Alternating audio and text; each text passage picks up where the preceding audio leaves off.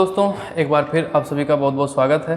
दोस्तों हम लोग पिछली वीडियो में रेशियो में 31st क्वेश्चन तक डिस्कस कर लिए थे और आज की वीडियो में उसी को कंटिन्यू करते हैं, जिसमें रेशियो एंड प्रोपोर्शन में जो बेसिक बातें थी शब्दों पे आधारित वही चल रही थी। और इस पे हमने आपको बोला था कि पूरा इस पे जो आधारित सवाल है, जो टाइप आपने पढ़ लिया है, रेशियो की समझ आ गई है अब आपको, तो इस पे जो सवाल ऐसा लगे कि इजी है उसको आप सॉल्व कर लीजिएगा, ठीक है।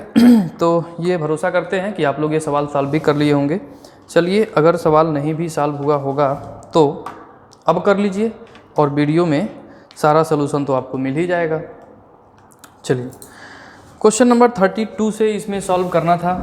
क्वेश्चन नंबर 32 दिया है 1200 रुपये को ए, बी और सी में इस प्रकार से बांटा जाता है कि ए का भाग बी से 200 रुपया अधिक और सी से 200 रुपया कम है, तो बी का हिस्सा बताइए। बिल्कुल आसान सा सवाल है। 1200 रुपया राशि है, ए बी सी को बांटना है। ए बी सी को बांटना है, कितना पैसा? 1200 रुपया। ए बी सी में तीनों को मिला के 1200 रुपया बांटना है और ऐसे बांटना है कि ए बी सी का जो हिस्सा है उसका कुछ कंडीशन दिया है। इन तीनों में जो पैसा बांटना है उसमें से कह रहा है कि जो ए का हिस्सा है वो बी से 200 रुपया ज़्यादा है, ठीक है ना, तथा सी से 200 रुपया कम है, ऐसे बोला है, ठीक है ना। तो ए का जो हिस्सा है बी से 200 रुपया ज़्यादा है। बी से तुलना किया है, पहले हम बी को मान लेंगे कि भाई इसके पास x रुपया था, मान लिया जाए ऐसा कि बी के पास x रुपया था। अब इससे 200 रुपया ज़्यादा ए के पास है, तो अगर बी के पास x है तो इससे 200 रुपया ज़्यादा क्या होगा, यानी कि 200 प्लस x ए के पास होगा, है कि नहीं। अगर इसके पास x है तो इसके पास 200 प्लस x, क्योंकि ए के पास बी से 200 रुपया ज़्यादा है। अब कह रहा है तथा इसके पास c से 200 रुपया कम है। अगर c से 200 कम है इसके पास, तो इसका मतलब c के पास इससे 200 ज़्यादा होगा। तो अगर c के पास इससे भी 200 ज़्यादा होगा तो c के पास 200 और 200 400 प्लस x रहा होगा, है कि नहीं। क्योंकि बोला है कि a के पास c से 200 रुपया कम है, तो अगर इसके पास x प्लस 200 है तो इसके पास x प्लस 400 होगा, तभी तो इस वाले से ये कम होगा 200, ठीक है ना। पूरा हिस्सा अगर जोड़ दिया जाए ए बी सी का तो वो कितना था भाई, 1200 रुपया था। अब जोड़िए तो 200 plus x plus x plus 400 plus x बराबर 1200 रुपया। x कितनी बार है, 3x, और 400 200 600 उधर लाके माइनस कर देंगे तो 1200 में से 600 घटा देंगे 600, 3 दूना 6, यानी कि x की वैल्यू कितनी निकल गई, 200। और पूछ रहा था कि b का हिस्सा बताओ। भाई b का हिस्सा आपने क्या मान रखा था, ये x रुपया, और यही x की वैल्यू क्या फाइंड कर लिया आपने, 200, तो कहेंगे अतः b का हिस्सा 200 रुपया होगा। तो दोस्तों यही था क्वेश्चन नंबर 32 का सही आंसर, जो बिल्कुल ईजी सा था। इसके बाद क्वेश्चन नंबर 33 दिया हुआ है, खर्च और बचत पे आधारित है। ये भी बहुत आसान सा सवाल है। क्वेश्चन नंबर 33 समझिएगा इसे।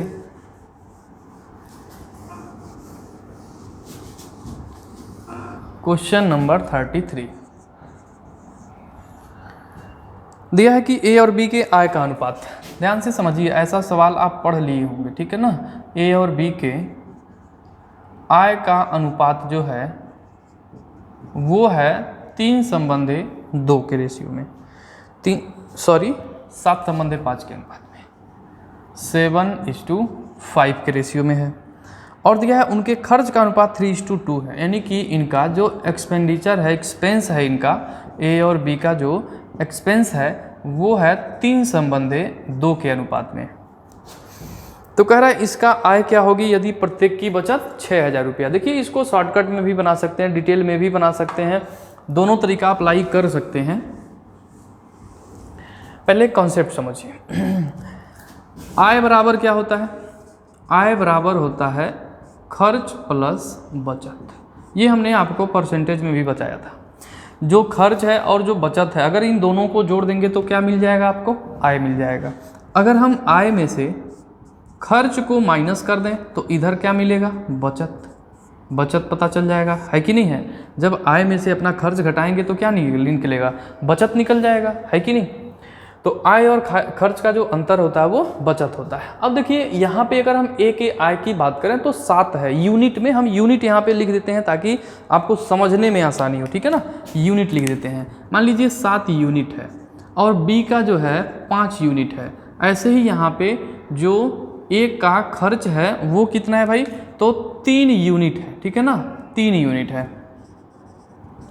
और बी का खर्चा कितना है, 2 यूनिट है। अब समझिए इसको कि जो ए का इनकम है 7 यूनिट और इसका खर्च कितना है, 3 यूनिट।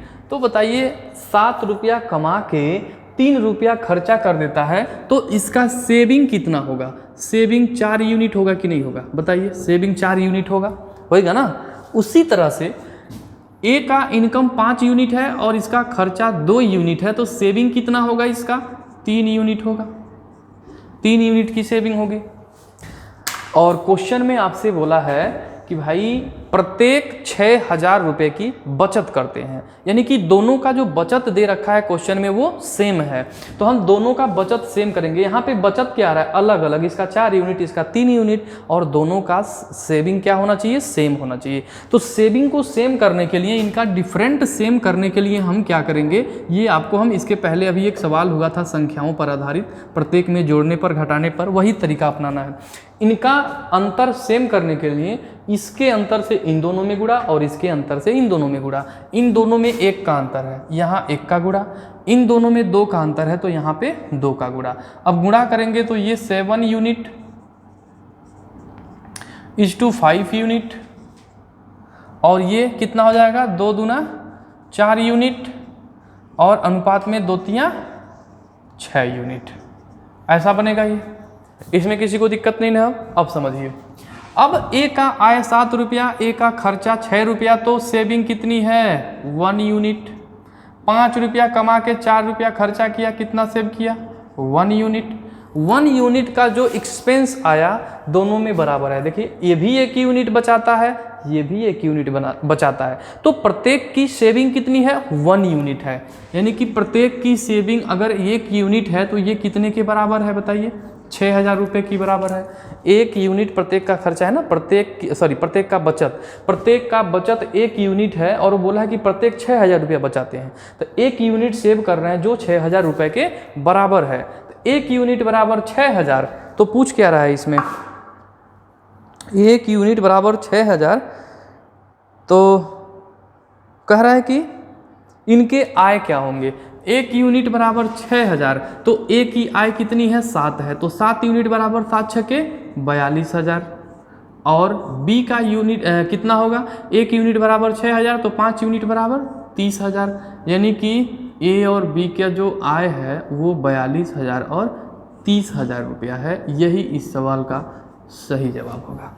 तो बिल्कुल आपको रेशियो में बना देना है फटाफट, ठीक है, बहुत ज़्यादा डिटेल में नहीं जाना है, और हम डिटेल में आपको यक्ष मान के बताएंगे भी नहीं, क्योंकि संख्या पे जोड़ने घटाने पे आधारित सवाल में ऐसी बातें हम कर चुके हैं आपसे। क्लियर। चलिए अब हम लोग आते हैं क्वेश्चन नंबर 34 पे। 34 नंबर क्वेश्चन क्या कह रहा है कि 84 किलोग्राम कॉपर जिंक के मिश्रण में कॉपर जिंक का रेशियो 5:2 है। कुछ मात्रा में जिंक इसमें और मिला दिया जाता है जिससे इसका अनुपात 3:2 हो जाता है। कितना किलो जिंक इसमें मिलाया गया, यह भी वही सेम सवाल है जो संख्या पे जोड़ने घटाने पे आधारित इसी तरह से बनेगा। देखिए मिश्रण पे आधारित सवाल अब हम लोग पढ़ने जा रहे हैं, बेहद इजी है। क्वेश्चन नंबर 34 दे रहा है कि 84 किलो कॉपर जिंक के मिश्रण में कॉपर और जिंक मिला करके कितना है भाई, 84 kg। 84 किलो कॉपर और जिंक का मिश्रण है। अब यह है कि जिसमें कॉपर जिंक का अनुपात 5:4 है, 5:2 है, ठीक है ना। कॉपर और जिंक का अनुपात 5:2 के अनुपात में है, ठीक है, 5:2 के रेशियो में है। कुछ मात्रा में जिंक इसमें और मिला दिया जाता है जिससे इसका अनुपात 3:2 हो जाता है। अब देखिए ये पहले ऐसे रेशियो में था, कुछ मात्रा में इसमें जिंक मिला दिया गया, तो अब जो रेशियो है कॉपर और जिंक का वो 3:2 का हो गया, वह रेशियो 3:2 का हो गया। यानी कि 84 किलो कॉपर जिंक का मिश्रण था। पहले अनुपात उस मिश्रण का 5:2 के रेशियो में था। अब कुछ मात्रा में जिंक मिलाया गया तो अब जो नया अनुपात आया वो 3:2 के रेशियो में आया। तो कह रहा है कि बताइए कितना किलो जिंक इसमें मिलाया गया। कुछ जिंक इसमें मिलाया गया है। इसको दो तरीके से कर सकते हैं। पहले हम आपको डिटेल में समझा देते हैं यक्स मान के, नहीं तो आप कंफ्यूजन होंगे। हालांकि ये भी ट्रिक से ही बन जाएगा, लेकिन डिटेल समझा दें, नहीं तो आपके दिमाग में लगा रहेगा कि कैसे होगा कैसे होगा। चलिए डिटेल हम यहाँ पे समझा देते हैं थोड़ा सा, एक सेकेंड। देखिए कॉपर और जिंक मिला करके 84 kg है, ठीक है ना। पहले कॉपर और जिंक का जो रेशियो था, कॉपर और जिंक का रेशियो जो था वो था 5:2 के रेशियो में, 5:2 के अनुपात में। मान लीजिए कि यहाँ पे जो कॉपर है वो कितना है, 5 यूनिट है। 5:2 थोड़ा सा बड़ा लिख दें, 5:2। तो मान लीजिए कि यहाँ पे जो कॉपर है वो 5 यूनिट है, पहले 5 यूनिट है, कोई तकलीफ नहीं है। तक 5 यूनिट कॉपर है तो 2 यूनिट जिंक है, ठीक है ना। ये अनुपात में लिखना है। 5 यूनिट कॉपर है तो 2 यूनिट जिंक है। अब कह रहा है कि कुछ मात्रा में, ठीक है ना, कुछ मात्रा में जिंक इसमें और मिला दिया जाता है। ये बताइए जब इसमें जिंक मिलाया जाएगा तो कॉपर तो सेम ही रहेगा ना, कॉपर तो बदलेगा नहीं भाई। 5 यूनिट कॉपर अभी भी है और जितना मर्जी जिंक मिलाइए तो जिंक बदलेगा ना, कॉपर तो चेंज होगा नहीं। जब कॉपर चेंज नहीं होगा तो इसको हम 5 यूनिट ही रहने देते हैं और इसको हम बटे में लिख सकते हैं ना। 2 यूनिट इसमें जिंक था और 16 kg और मिला दिया, ठीक है ना। 2 यूनिट तो पहले से ही था और 16 kg जिंक इसमें और मिला दिया। ऐसा करने से जो न्यू रेशियो आया वो आया 3:2 का, यानी कि 3/2। 3:2 को 3/2 लिख सकते हैं। अब दोस्तों यहाँ से क्या करना पड़ेगा, क्रॉस मल्टीप्लाई करना पड़ेगा। तो 5 दूना कितना होगा, 10 यूनिट बराबर 3 से 2 में गुणा करेंगे 6 यूनिट, अब प्लस 16 तियाँ 48 kg इधर लाएंगे तो 10 में से 6 जाएगा, कितना होगा 4 यूनिट। 4 यूनिट बराबर 48 kg। अब 4 से भाग देंगे तो कितना होगा 12 kg। यानी कि 1 यूनिट की जो वैल्यू आई वो कितनी आई, 12 kg। अगर 1 यूनिट की वैल्यू 12 kg है, बात समझ आ रही है, 1 यूनिट की वैल्यू कितनी है 12 kg है। क्या पूछा था, एक सेकंड, सॉरी कुछ हम गलत कर दिए। ओहो, ये आंसर जो है दिमाग में चला गया, हम 16 kg जोड़ के जो सब खराब कर दिए। कुछ मात्रा में इसमें मिलाया गया है, वो क्वांटिटी थोड़ी दिया है, सॉरी। देखिए थोड़ा सा मिस्टेक हो गया है, मेरे दिमाग में आंसर आ गया है इसलिए हम डायरेक्ट 16 लिख दिए हैं। कुछ मात्रा में यहाँ पे x होगा, बाकी सारा कंडीशन जैसे था, आप जो समझ रहे थे अच्छा समझ रहे थे, ठीक है ना। x यहाँ पे करना था, सॉरी। तो हम मान लेते हैं कि यहाँ पे x किलो जो है क्या जोड़ दिया गया, यहाँ पे और जोड़ दिया गया, ठीक है। x किलो जिंक इसमें मिला दिया गया, यही x की वैल्यू निकालनी थी आपको। तो अब यहाँ से करेंगे तो 48 के जगह पे x होगा, ठीक है ना। x किलो मान लीजिए मिला दिया गया। अब इधर लाएंगे तो कितना हो जाएगा, 4 यूनिट बराबर कितना होगा, x होगा। बात समझ में आ रहा है ना, 4 यूनिट बराबर कितना हो जाएगा, x हो जाएगा। यानी कि x की वैल्यू आपने क्या फाइंड कर ली, 4 यूनिट फाइंड कर ली। एक सेकेंड, कुछ जो है गड़बड़ आ रहा है। 3 दूना 6, 5 दूना 10, 6 16 होना चाहिए ना।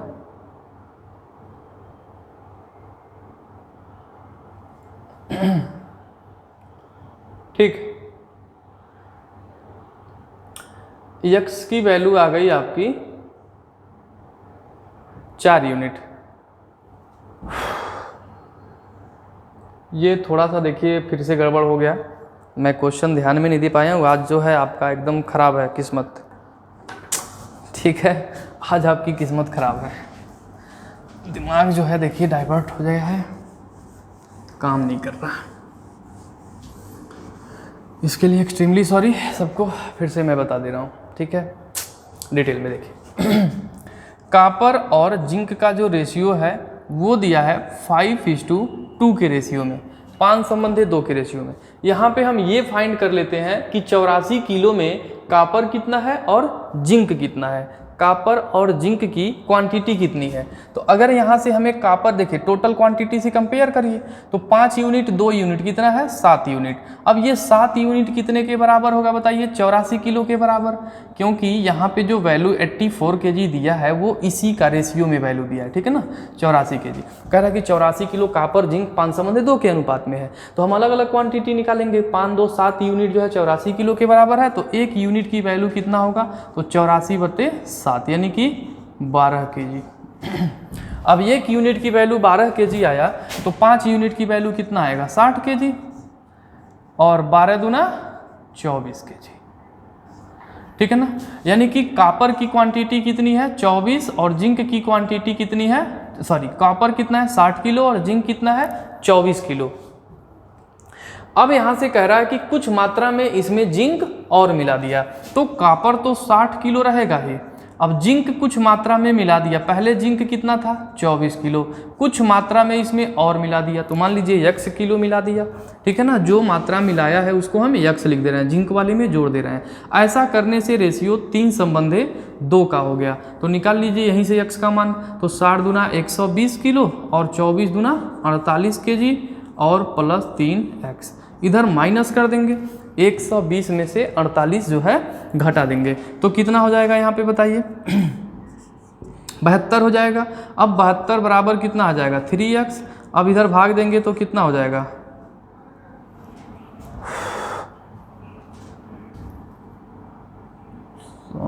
सॉरी 24 3 72 होगा यहाँ पे, 72 kg, इतना गड़बड़ी हो क्यों रहा है, ठीक है। अब इसको घटाएंगे तो कितना हो जाएगा 48 kg, 48 kg बराबर कितना हो जाएगा 3x, यानी कि x की वैल्यू कितना होगा 16 kg। तो कितना मिलाया गया 16 kg मिलाया गया, पता नहीं क्या है आज। तो ये था इसका डिटेल में जवाब। अब इसके बाद से इसको शॉर्टकट में कैसे बनाएंगे समझिएगा। सारा का सारा टाइम जो है मिसप्रिंट में सब चला गया, ठीक है, चलिए कोई बात नहीं। तो अब इसको सॉल्व करेंगे शॉर्टकट में। तो ये डिटेल समझ गए सब लोग, अब शॉर्टकट में चलिए सॉल्व करते हैं।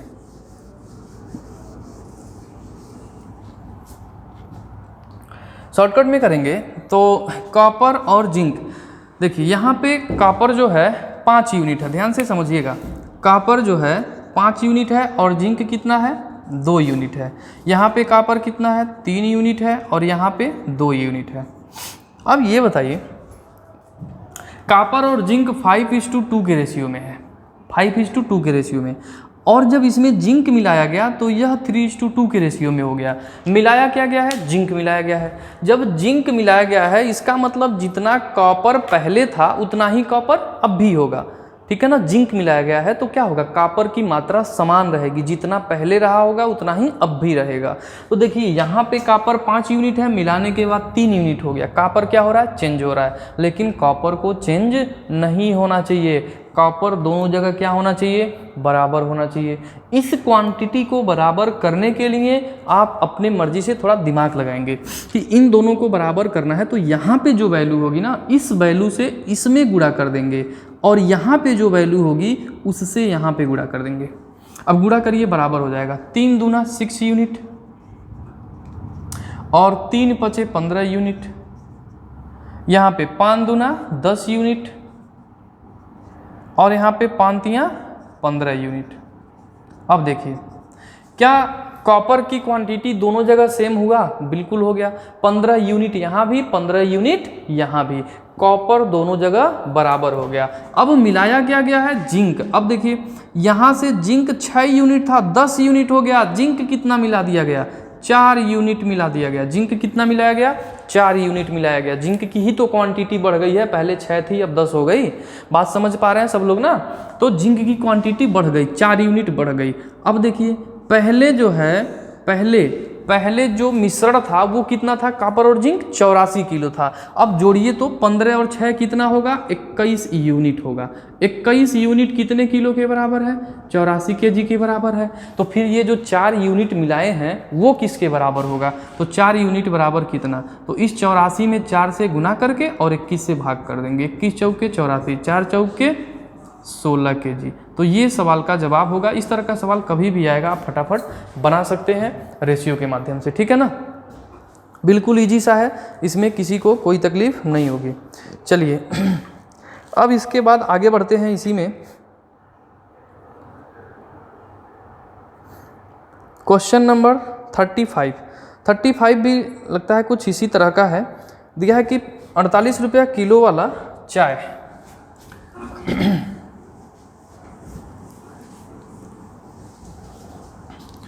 ये भी बहुत अच्छा सवाल है, पूछा हुआ है, प्रीवियस ईयर क्वेश्चन है, समझिएगा।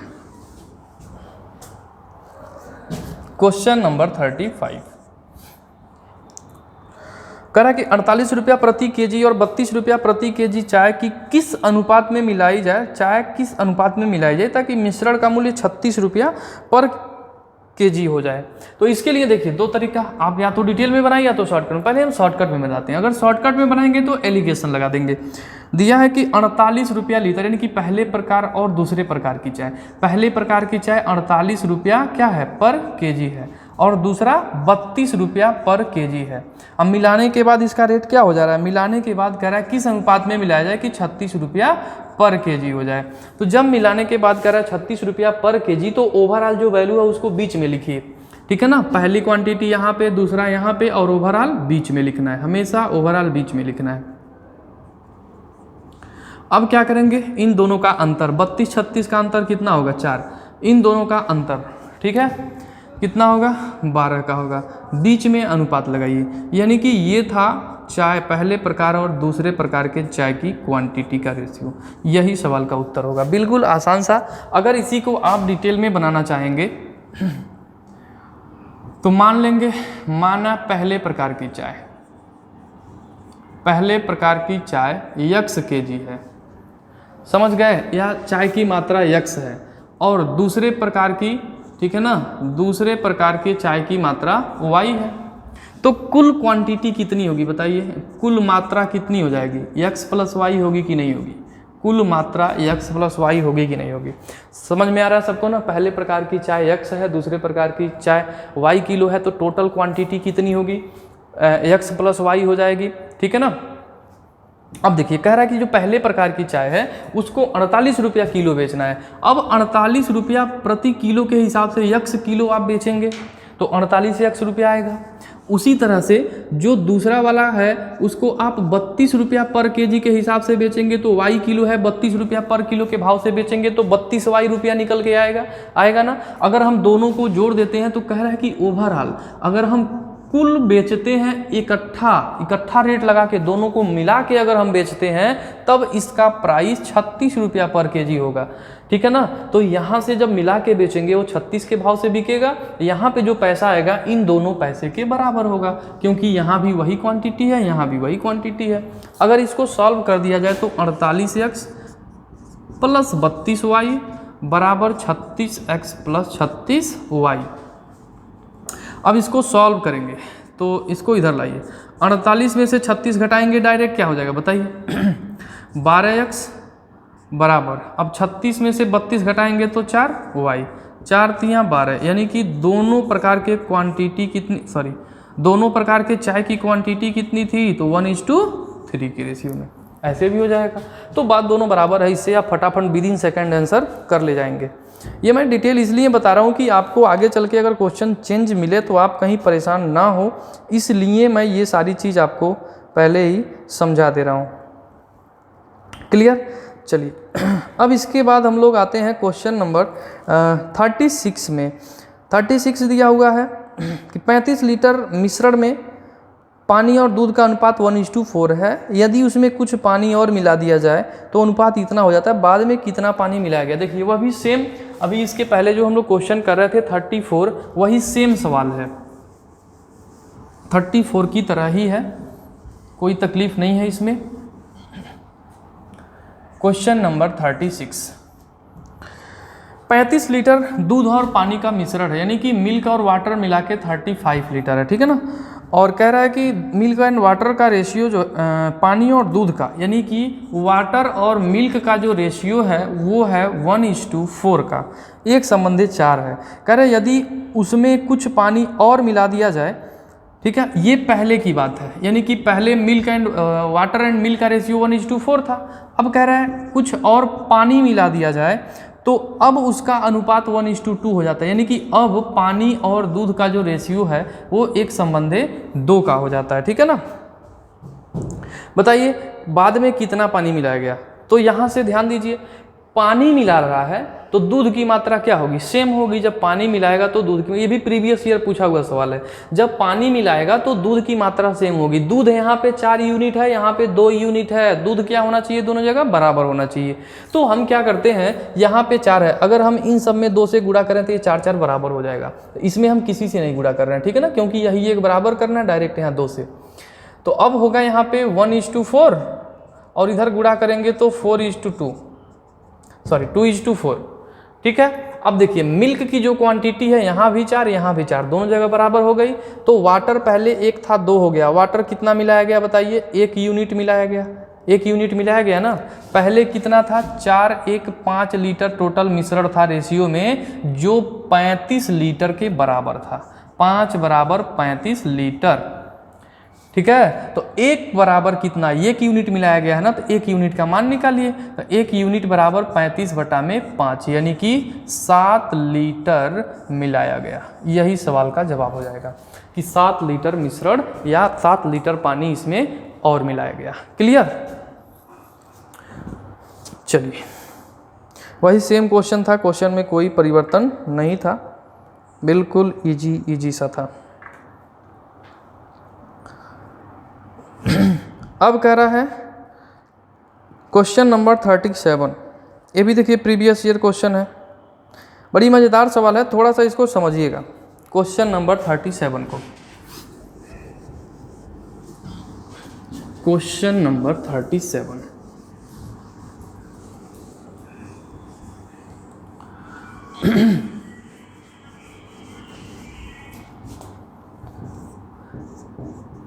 दिया है कि वैसे थोड़ा सा समझिए, अगर मान लीजिए 2 बर्तन हम ले लें, ये 2 बर्तन है, ठीक है ना, 2 बर्तन है।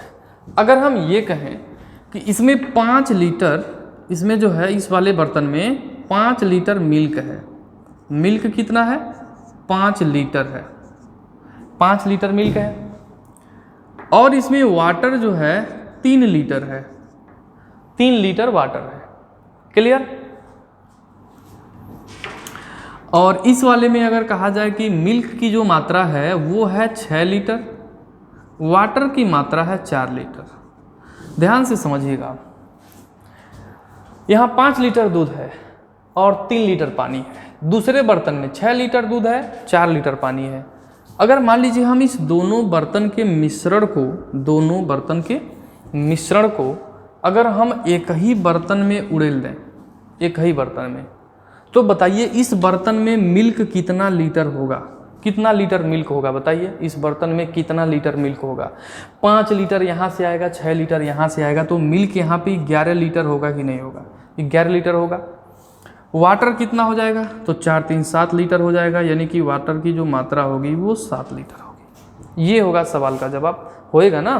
अब देखिए इसी पे आधारित हम आपको एक बात समझा रहे हैं, ध्यान से समझिएगा। इसी पे आधारित वो क्वेश्चन है जो अब हम लोग करने जा रहे हैं, जो कि बेहद इम्पॉर्टेंट है और इसके पूछने की संभावना बहुत ज़्यादा रहती है। सोने तथा तांबे के 2 मिश्रण ए और बी में धातुओं का अनुपात, एक में जो है सोना है और एक में तांबा है, ठीक है ना, सोना और तांबा 2 बर्तन है। इसमें जो 2 मिश्रण ए तथा बी में इन धातुओं के अनुपात 7:2 है, समझ गए, 7:2 और 7:1 है। इसमें जो है 7:2 है और ये मान लीजिए बर्तन ए है, ये जो है बर्तन ए है, इसमें सोना और तांबा का अनुपात 7:2 के अनुपात में है, ठीक है ना। और जो बर्तन बी है, ध्यान से समझिएगा, बर्तन बी जो है इसमें सोना और तांबा का जो अनुपात है, सोना और तांबा का रेशियो जो है वो दे रखा है आपका 7:11, 7:11 है। 2 बर्तन है, जैसे मैंने अभी आपको 2 बर्तन बना के दिखाया था, ठीक है, वैसे 2 बर्तन। तो बर्तन ए में सोना तांबा 7:2 के रेशियो में, बर्तन बी में सोना और तांबा 7:11 के रेशियो में। कह रहा है कि इन दोनों की बराबर मात्रा लेकर मिश्रण सी बनाया जाए तो इस नए बर्तन में सोने तथा तांबे का मिश्रण क्या होगा। यानी कि इन दोनों को अगर एक नए बर्तन में मिला दिया जाए, नए बर्तन में डाल दिया जाए, तो बताइए वहाँ पे सोना और तांबा का क्या अनुपात होगा, ठीक है ना। समझिए, एक बात बताइए, यहाँ से अगर हम सोने की क्वांटिटी निकालें कि भाई सोना कितना है, तो हम टोटल मात्रा लेंगे। बर्तन ए में टोटल कितना है, 9 लीटर मिश्रण है और 9 में से 7 लीटर क्या है, सोना है ना, 9 में से 7 लीटर सोना है। ऐसे अगर हमें तांबा निकालना हो तो तांबा कितना होगा, तो 2/9 लीटर होगा, टोटल 9 है, उसमें से 2 भाग तांबा है। तो इस तरह से हमने सोना और तांबा की अलग अलग क्वांटिटी फाइंड आउट कर लिया। ऐसे यहाँ पे अगर सोना निकाला जाए, सोना यहाँ पे कितना होगा बताइए, तो 7/18 होगा, टोटल 18 भाग है, उसमें से 7 भाग सोना है। इसी प्रकार से तांबे की अगर बात करी जाए तो 11/18 होगा, टोटल भाग 18 है, उसमें से 11 भाग क्या होगा दोस्तों, तांबा का होगा ना, इसमें किसी को दिक्कत नहीं है। अब थोड़ी सी और समझिएगा। अब यहाँ से अगर हम इन दोनों क्वांटिटी को एक तीसरे बर्तन में जब लाएंगे तो क्या होगा, सोना सोना जुड़ जाएगा, तांबा तांबा जुड़ जाएगा, यही तो होगा। तो हम इस क्वांटिटी को अब एक तीसरे बर्तन में ले जाएंगे। जब हम किसी तीसरे बर्तन सी में ले जाएंगे, जब हम बर्तन सी में ले जाएंगे तो क्या होगा, तांबा और सोना इस बर्तन का और इस बर्तन का दोनों क्या हो जाएगा, जुड़ जाएगा। तो जब तीसरे बर्तन में ले जाएंगे तब बताइए सोना कितना होगा, तो इन दोनों को जोड़ लेंगे, तो क्योंकि सोना इकट्ठा कर लेंगे, तो 7/9 और 7/18 होएगा ना। यहाँ पे सोना सोना एक में जोड़ लिया, और तांबा कितना हो जाएगा, ये भी डिटेल है समझिएगा। तो 2/9 यहाँ से और 11/18 यहाँ से तांबा आ गया। बात क्लियर है ना। अब सोना जोड़िए कितना होगा, 9 18 का एलसीएम क्या होगा, 18, 9 दूना 18, 14 + 7 21/18। कोई तकलीफ यहाँ तक, 21/18 होगा कि नहीं होगा बताइए। उसी तरह से यहाँ पे जोड़ेंगे तो एलसीएम हो गया 18, और यहाँ पे 2 दूना 4 और 11, 11 4 15/18। कोई दिक्कत नहीं, यहाँ तक सब लोग समझ पा रहे हैं, ठीक है ना। अब इन दोनों का, बर्तन सी में दोनों का अनुपात पूछ रहा है, तो अगर बर्तन सी में देखिए कितना डिटेल में कितना लंबा जा रहा है। बर्तन सी में दोनों का अगर अनुपात निकालेंगे सोना और तांबा का, ठीक है ना, सोना और तांबा का, तो सोना कितना है 21/18 और तांबा कितना है 15/18। यही तो रेशियो बनेगा। दोनों क्वांटिटी हमने क्या कर दिया, अनुपात में लिख दिया। अब ये यहाँ से कट गया, यहाँ से कट गया, 3 7 21, 3 5 15, यानी कि 7:5 के अनुपात में होगा। सोना और तांबा 7:5 के अनुपात में। बहुत इंपॉर्टेंट क्वेश्चन है, यही आंसर हो जाएगा। लेकिन आप क्या इतना बड़ा बनाएंगे, नहीं, ये मैंने आपको समझाया है ताकि बेस कॉन्सेप्ट समझ में आ जाए। अब देखिए, अब इसको शॉर्टकट में कैसे बनाएंगे ये जान लेते हैं। इसे शॉर्टकट में बनाने के लिए आपको कुछ करना नहीं है, बहुत शॉर्टकट है, विदिन सेकंड आंसर आ जाएगा। बर्तन ए, बर्तन बी, ठीक है ना, बर्तन ए बर्तन बी, तांबा और सोना, यहाँ पे यस फॉर सोना और टी फॉर तांबा लिख देते हैं ताकि आपको कंफ्यूजन ना हो। आप कंफ्यूजन क्या होगा, वैसे ही आप समझ रहे हैं सोना है पहले, उसके बाद तांबा है। यहाँ पे सोना और तांबा 7:2 का अनुपात, इधर वाला सोना इधर वाला तांबा, आप समझ रहे हैं। और बर्तन बी में ये रेशियो 7:11 का है, ठीक है ना। बर्तन ए में 7:2 का है, बर्तन बी में 7:11 का रेशियो है। आपको कुछ करना नहीं है, ये ध्यान में रखना, इधर सोना इधर तांबा, इधर सोना इधर तांबा, ठीक है। अब देखिए दोनों को जोड़ेंगे, 7 2 9, इसको जोड़िए 11 7 18, कोई दिक्कत हुआ जोड़ने में? नहीं, कुछ करना नहीं है आपको, सीधे सीधे इस वाले योगफल से इसमें गुना करना है। 9 का यहाँ गुणा करिए, 9 सत्य कितना होगा दोस्तों? 63, और 11 नवा कितना होगा? 99। किसी को दिक्कत नहीं यहाँ तक? और इस वाले से इसमें गुणा कर दो, 18 सत्य कितना होगा बताइए? 126, और 18 दूना कितना हो जाएगा? 36। यहाँ तक किसी को कोई समस्या हो तो बताइए, बोलिए। किसी को दिक्कत नहीं है ना? अब क्या करना है, आपको पता है कि यहाँ पे सोना है और यहाँ पे तांबा है, सोना है तांबा है, ठीक है ना? तो आप क्या करिए, सोना सोना एक में जोड़िए और तांबा तांबा एक में जोड़िए, और इसी को रेशियो में लिख दीजिए। सोना सोना जोड़िए, 126 प्लस 63 एक साथ होगा, और रेशियो बनाइए 36 प्लस 99 एक में जोड़िए। सोना पहले है, तांबा बाद में है, ठीक है ना? जोड़ेंगे 6 3 9, 6 2 8, 189, 9 6 15, 9 3 12 1 13, 135, ठीक है? अब इसको भाग देंगे तो ये कटेगा, और किससे कटेगा? तो 9 से काटिए। 9 दूना 18, 9 एकम 9, 15 नवा 35, 7 संबंधे 5। ये होगा नए मिश्रण में सोना और तांबा का रेशियो 7:5 के रेशियो में। तो ये बहुत ही इंपॉर्टेंट सवाल है, अब बड़ी आसानी से आप इसको इस ट्रिक से बना सकते हैं, बहुत शानदार ट्रिक है ये, ठीक है? इसी के माध्यम से बनाएंगे अगर इस तरह का सवाल आएगा तो ये था मिश्रण पे आधारित कुछ इंपॉर्टेंट क्वेश्चन। एक क्वेश्चन और बचा हुआ है, ठीक है? 38 भी मिश्रण पे ही आधारित है। उसके बाद सिक्कों पे आधारित पढ़ेंगे हम लोग, फिर उसके बाद से पढ़ा जाएगा प्रपोर्शन, समानुपात, तृतीया, चतुर्थी, पंचमी। ये आपके एग्जामिनेशन में पूछा था, एक प्रीवियस ईयर क्वेश्चन जो है क्वेश्चन नंबर 42, ये भी सवाल आपके एग्जाम में पूछा हुआ है, पीआरटी में पता पूछा हुआ सवाल है हूबहू। चलिए, तो यहाँ तक क्लियर हो गया दोस्तों। अब हम लोग अगली वीडियो में मिलते हैं, ठीक है, इसी क्वेश्चन के साथ। तो आज की वीडियो यहीं तक देखने के लिए आप सभी का बहुत बहुत धन्यवाद।